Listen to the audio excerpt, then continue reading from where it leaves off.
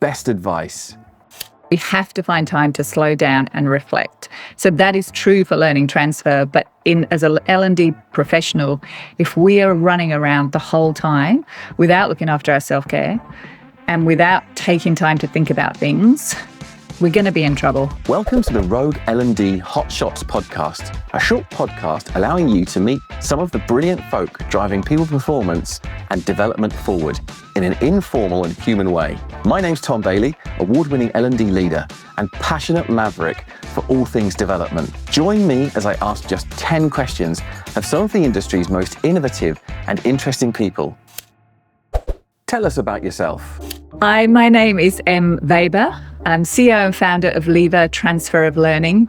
Delighted to be chatting here today. And my first career was in retail buying and merchandising. I was then trained as a manager to coach. I can still remember the training room I was sat in at the time when I had my first ever coaching conversation.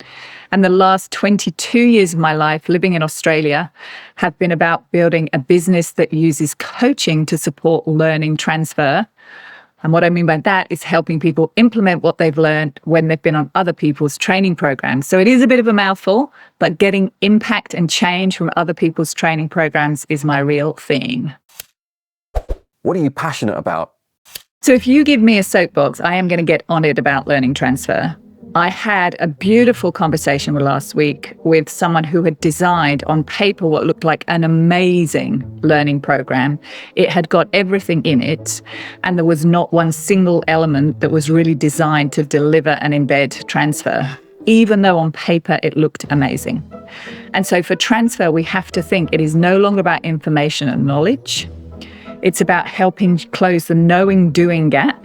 And in doing that, we have to get people to own the changes they're going to make and take it way beyond giving someone a skill to practice in the workplace between modules or after a program. It breaks my heart that some amazing programs where people are investing heavily in learning, and yet they are not putting learning transfer practices or processes in place.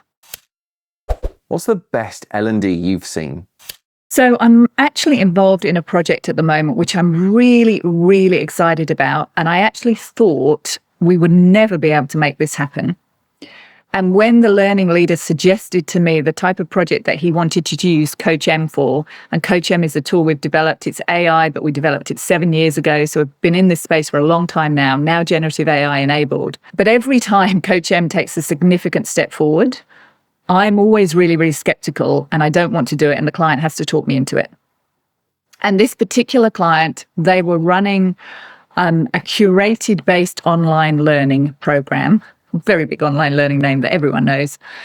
And they were trying to get learning transfer from very short microlearning curated pathways. And they wanted to use Coach M to support those pathways. Now, many years ago, we did a program very similar, and we could not get people engaged with Coach M because we couldn't get people to create action plans off the base of a curated online learning content. However, this client has put together, it's a 6 to 8 month program.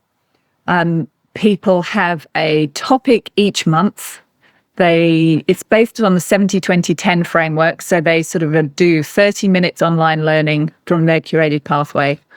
But then they have a facilitated reflect and commit session where they do their social learning with their peers, talking about the topic for the month and the curated learning they've done. And then during the month, they do 30 minutes approximately with Coach M, reflecting on how they are applying that learning. So it's not reflecting on the information, it's reflecting on the action plan that they've created for themselves. And the engagement levels have been through the roof.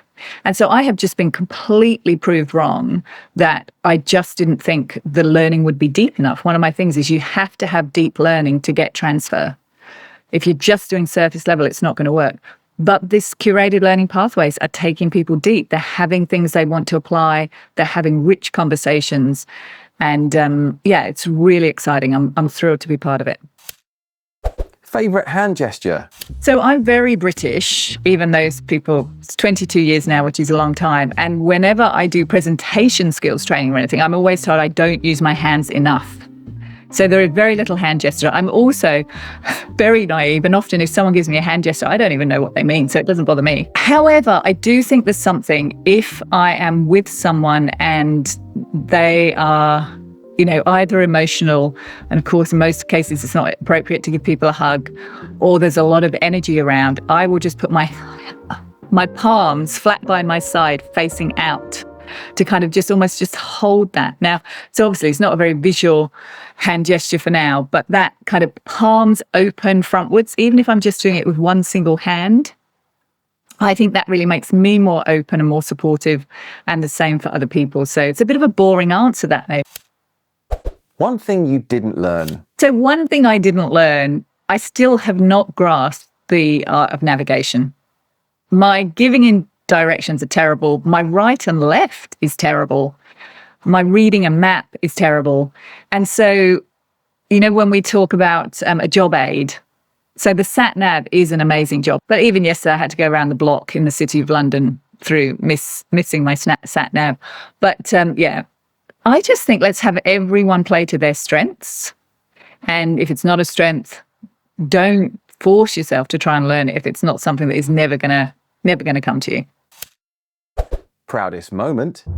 The proudest moment, it's a tricky one, but I think I am astounded when people will send me an email or come up to me at a conference and said they've read my book and it's made a real impact on their career and the way that they work. And, for people that have written a book, you just never imagine that it's going to be out there and people are reading it and using it. So anytime, or I was running a workshop the other day and someone turned up and they put, the first thing they did was they put in front of the camera was the copy of my book. My first book in 2014, really proud moment. And my book is called Turning Learning into Action, published in 2014 by Kogan Page, a proven methodology for behavioural change.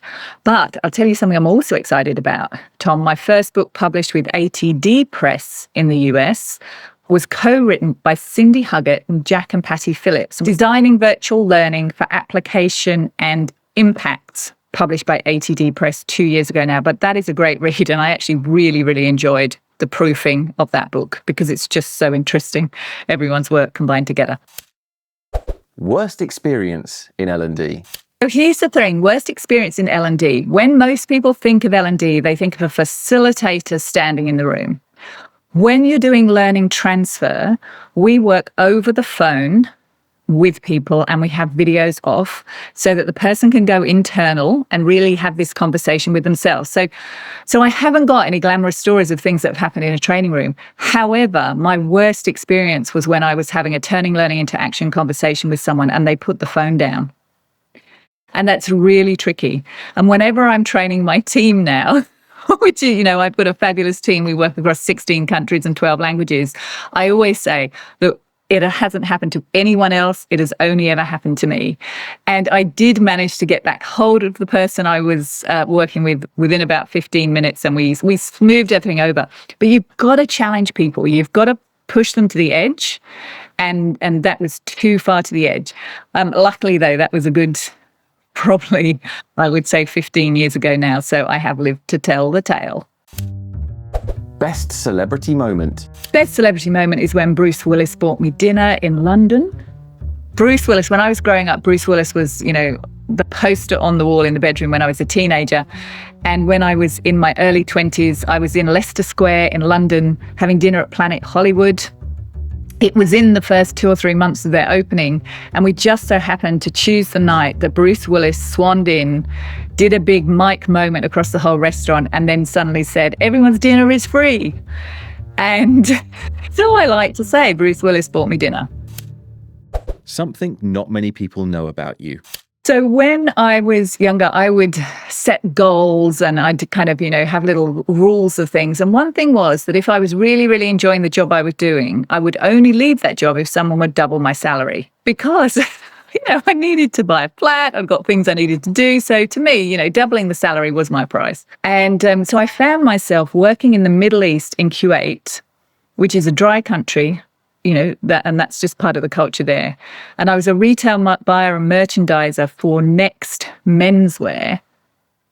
And what made this particularly interesting is in the Middle East, the men all wear dish dashes and you can't actually see what they're wearing. So typically when you're buying a merchandiser, you'd be in the street, you'd get a vibe for what type of style people are wearing. But no, in the Middle East, when you're a menswear buyer, you just get to read the reports. And I know under those white dish dashes, there were a lot of red and white striped T-shirts going on that year.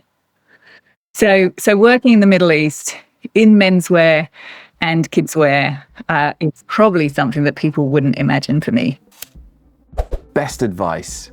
We have to find time to slow down and reflect. So that is true for learning transfer, but as an L&D professional, if we are running around the whole time without looking after our self-care and without taking time to think about things, we're going to be in trouble. One of the things I like to do as I start the year is take a week for strategy and reading. Now, obviously, I'm in a very privileged position. I'm the person that kind of make those kind of decisions.